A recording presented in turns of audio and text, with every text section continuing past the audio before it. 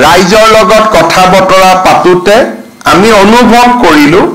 যে প্ৰায় 10 লাখ পৰিয়ালে অৰুণোদয় বিচাৰে কিন্তু তেওঁলোকে অৰুণোদয় আঁচনি পোৱা নাই আজি অৰুণোদয় 3ৰ জৰিয়তে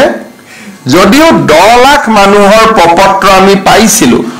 আমি ধৰি লৈছিলো যে হয়তো আমাক ৰাজনৈতিকভাৱে সমৰ্থন নকৰা কিছু পৰিয়ালে প্ৰপত্ৰ পূৰণ কৰাও নাই সেইবাবে আমি এটা চিন্তা কৰিলো যে আমি প্ৰত্যেকটো সমষ্টিতে 10,000 এভাৰেজ কৰবাত সমষ্টিত বেছি মানুহ আছে অলপ বেছি পাব কম মানুহ আছে কম পাব এভাৰেজ 10,000 অৰ্থাৎ আমি 12,60,000 পৰিয়ালক অৰুণোদয় আঁচনিৰ সুবিধা নতুনকৈ দিয়াৰ ব্যৱস্থা কৰিম ইয়াৰ অৰ্থ কি হ'ব যে কম আৰু বেছি পৰিমাণে প্ৰত্যেকটো সমষ্টিতে আৰু 10,000 হিতাধিকাৰীয়ে অৰুণোদয় আঁচনি পোৱা আৰম্ভ হ'ব অৰুণোদয় 3ৰ আৰু এটা লক্ষ্য আছে বিভিন্ন সময়ত আমি যেতিয়া অৰুণোদয় আঁচনিৰ হিতাধিকাৰীসকলক ফোন কৰোঁ বিভিন্ন জনে তেওঁলোকৰ টেলিফোন নাম্বাৰটোত ফোন কৰাৰ পিছত তেওঁলোকে কয় যে আমি অৰুণোদয় লাভ কৰি থকা নাই আমাৰ নম্বৰটো আন কোনোবাই ব্যৱহাৰ কৰিছে বহুত ক্ষেত্ৰত যি মানুহে বা পৰিয়ালে অৰুণোদয় পোৱাৰ পিছত অসমৰ বাহিৰলৈ বিভিন্ন কাৰণত গুচি গৈছে আমি বেংকৰ একাউণ্টৰ পৰা দেখা পাওঁ যে আমাৰ অৰুণোদয় ধন কেতিয়াবা অসমৰ বাহিৰত বাস কৰা লোকেও লাভ কৰে হয়তো অৰুণোদয় প্ৰথম পোৱাৰ অৱস্থাত তেওঁলোক অসমত আছিল এতিয়া ট্ৰান্সফাৰ হ'ল বা কৰ্মসূত্ৰে আন জাগালৈ গ'ল কোনোবা ফ্যাক্টৰীত কাম কৰি আছিল এতিয়া তেওঁলোক বাহিৰলৈ গ'ল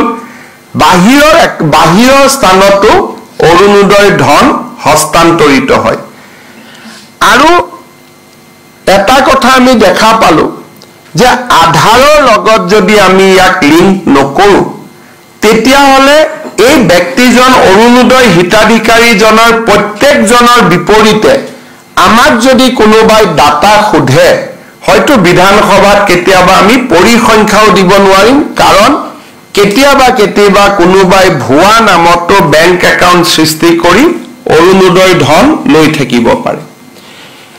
অৰুণোদয় 3ৰ উদ্দেশ্য হ'ল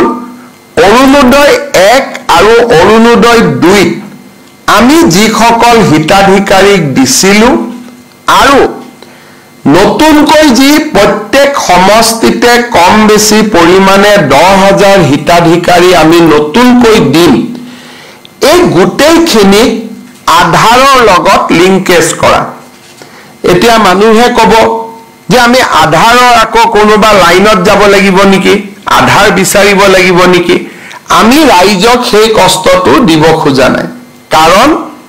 আজি দিনত অসমত যি পৰিয়ালৰে ৰেচন কাৰ্ড আছে তেওঁলোকে আধাৰ অলৰেডি ৰেচন কাৰ্ডখন আধাৰৰ লগত সংযোজিত কৰি থৈ দিছে 2 বছৰ আগতে আমি সেই কাম সমাপন কৰিছিল আজিকালি কোনেও ৰেচন কাৰ্ড নাপায় যদিহে আধাৰ নাথাকে আধাৰৰ লগত লিংকেজ হয় আৰু ই পজ বুলি মেচিনটোত চিন মোহৰ মাৰিলেহে ৰেচন কাৰ্ড পাব পাৰে আৰু সেই কাৰণে আমি এইবাৰ অৰুণোদয় 3 পইণ্ট আঁচনিটো ৰেচন কাৰ্ডৰ লগত আমি জড়িত কৰিব খুজিছো অৰ্থাৎ